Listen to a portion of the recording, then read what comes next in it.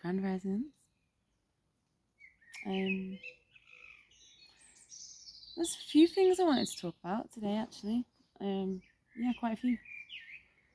The first one I wanted to talk about was the rain that we've been having. It has meant that I've not been able to sleep outside, but that's okay. It was quite nice because normally, typically in my day-to-day life, I'm grateful for all weathers. Because, you know, we need them all. We need all the weathers. Gaia knows what she's doing. She knows what she's doing. She knows what the weather is and what it needs to be used for. So I trust that, you know, when there's a certain weather, it's there for a reason. And but like over the last couple of days, I started to get a little bit resentful of the rain. I was getting a little bit resentful, and I was like, "Why are you being resentful? Why are you being resentful? Like, okay, you can't sleep outside, but you need to be grateful for the fact that you have a home and a space to sleep in indoors when it's not raining." So that was nice. That brought me back to gratitude for the rain. And as well, it has meant that I've been able to go out and walk barefoot in the rain, which I do also really enjoy. I really, really love walking out barefoot in the rain. I love splashing in puddles. It does get a few like kind of weird looks, like a grown adult splashing barefoot in puddles when they're walking down the road. But you know, that's okay. You know, I don't mind getting weird looks. I think whatever I do, I'm probably going to get weird looks anyway, so that's fine. But it brings me pleasure, it brings me joy, it brings me happiness, it makes me it reminds me, you know, of being a child. It brings that childlike joy into the moment of what I'm doing, you know, the mundane everyday thing, and I'm walking along barefoot, and then there's a little puddle and I get to splash in it, and there's nobody to say, you don't splash in that puddle, you know, oh, you'll get, you know, you're gonna wreck your shoes, you know, all those things that we tell our children. Don't splash in puddles, don't do this, don't do that. But like the amount of joy that I get from it, and that children must get from splashing in puddles, like why would you try and stop that? Why would you try and stop that joy? Why would you try and curb that joy that a child gets from splashing in puddles? Let them splash in puddles, you know. If you have to, put wellies on them. Don't put shoes on that are going to get wet.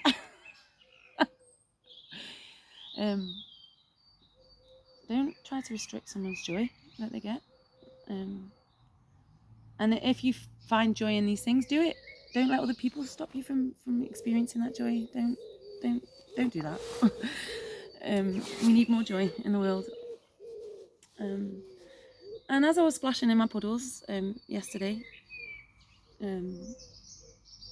and they were my puddles. I claimed those puddles as mine. My feet claimed those puddles, and they were mine.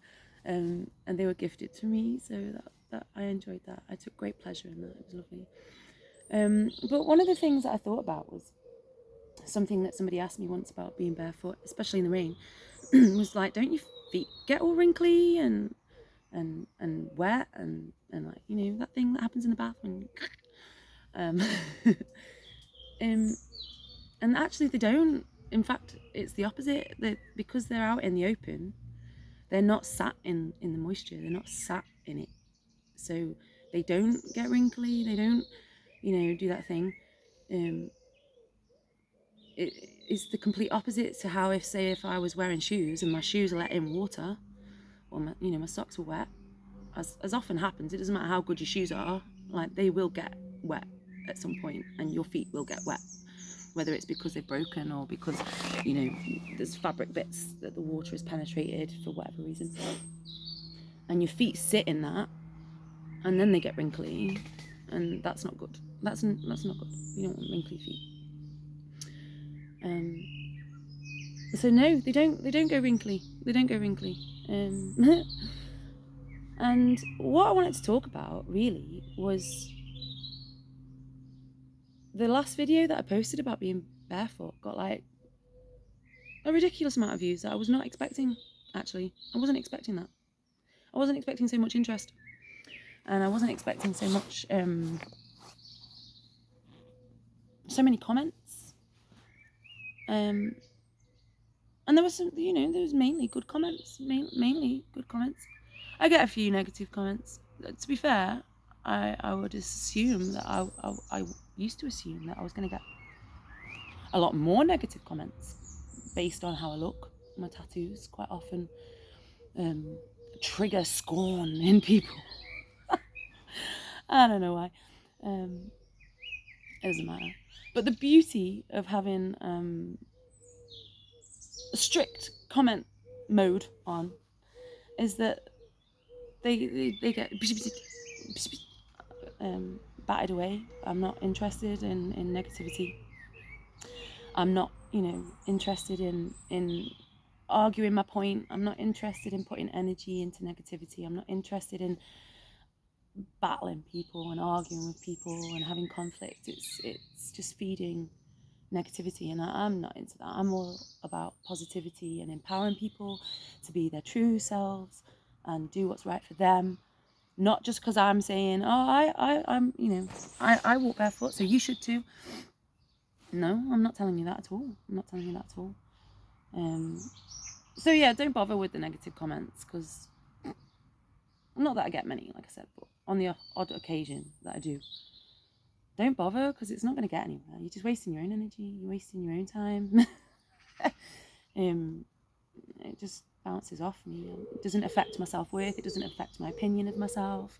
It doesn't affect my actions. Like, I'm not going to limit or restrict my actions because someone's put a negative comment.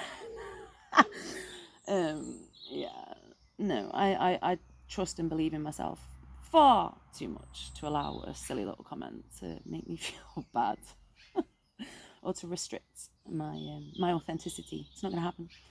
So you can keep trying if you want, but it's futile. It's futile. So, whatever.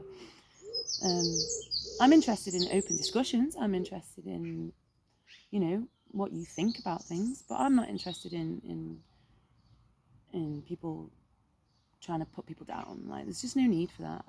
Babylon will do that enough to you. Let's not do that to each other. Let's not do that to each other, please. Let's try to be open-minded and have open-minded discussions. And somebody else's opinion is not always there to try to change your opinion or your beliefs. It is there merely to have an understanding of their opinion, of their point of view, of their beliefs and of their faiths. Their opinion is not there to dominate, if you will, yours.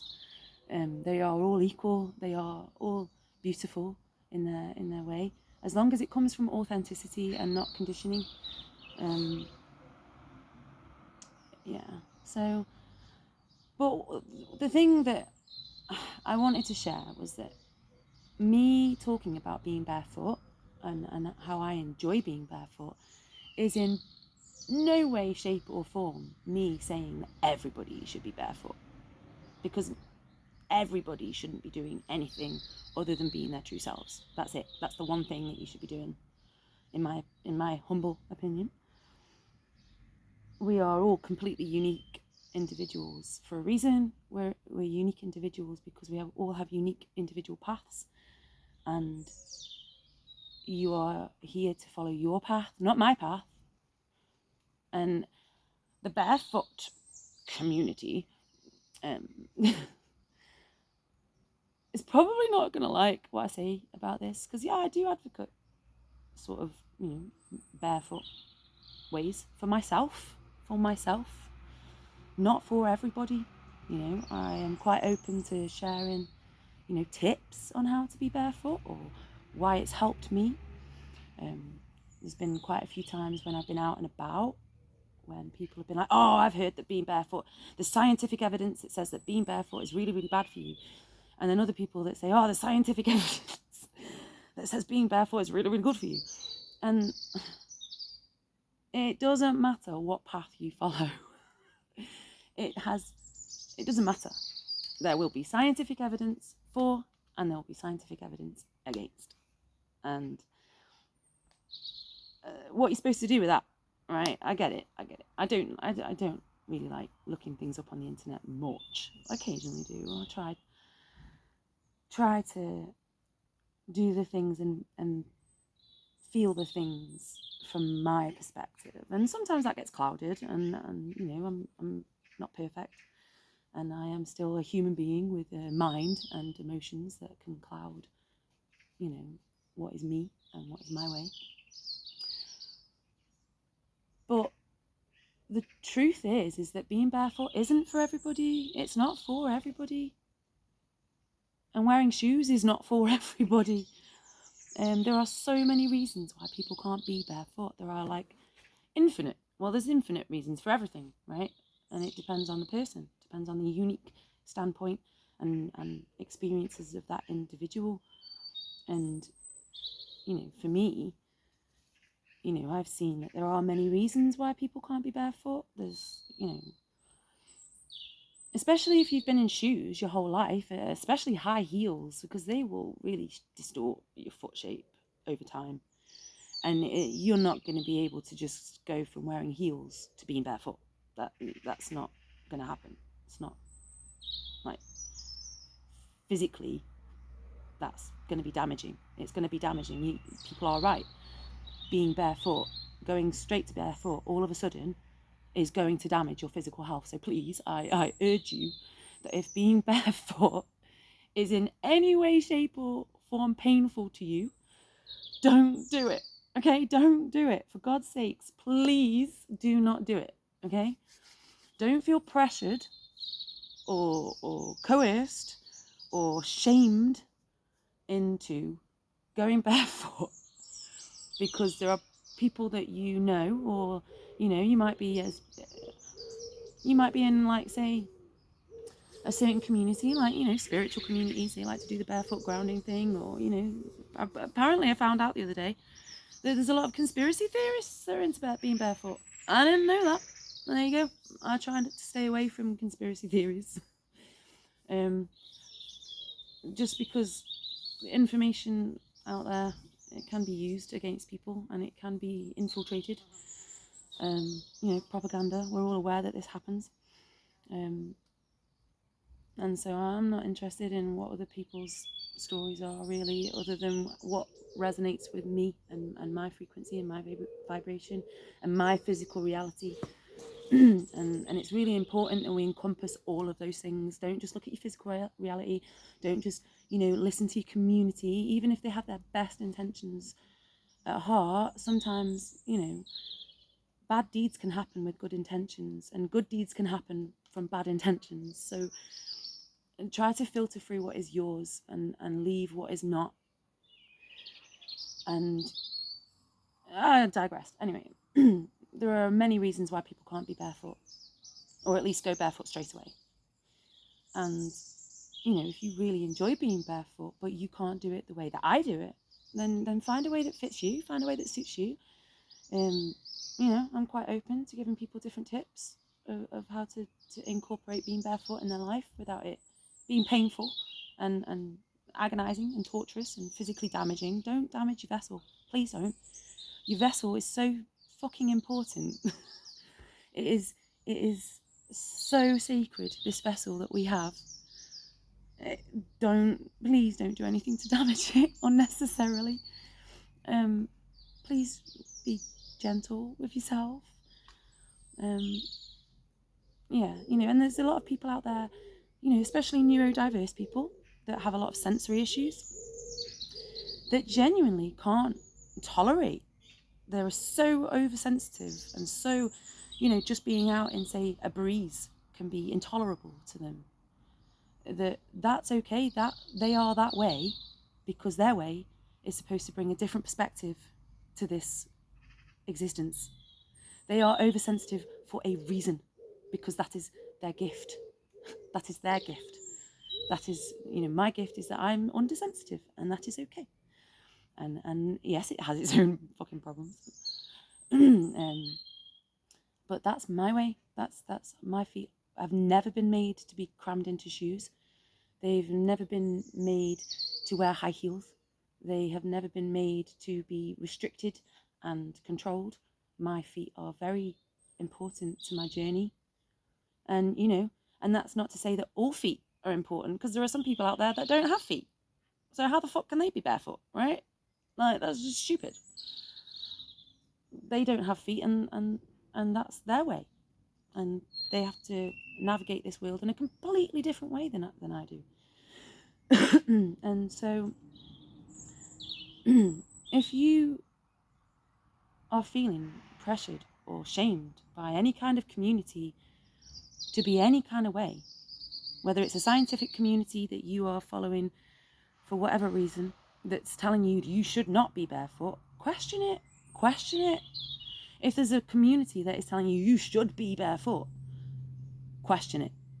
Because if you look through all of my videos about being barefoot, nowhere in there have I stated or claimed that everybody should be barefoot all the time, that they should be going out about and walking around in town, going barefoot, doing this thing. My journey is mine and yours is yours. Please follow your journey, because your journey is unique and it is just as special and as important as mine. They're just different. We're all on different buses to the same destination, right? So your bus is just as important. So yeah, if being barefoot makes you happy, do it. If being in shoes makes you happy, do it. But for God's sake, don't put yourself through pain and anguish and torture and shame and guilt. Just don't do that. Don't do that. Because there's enough of that in the world. We don't need to be putting that on ourselves. Please don't do that. I hope that this video encourages people to find their way, not my way. Don't follow my way. Follow your way. Find your way. And be guided by your intuition and your vessel, not by mine, because it's different. Totes different.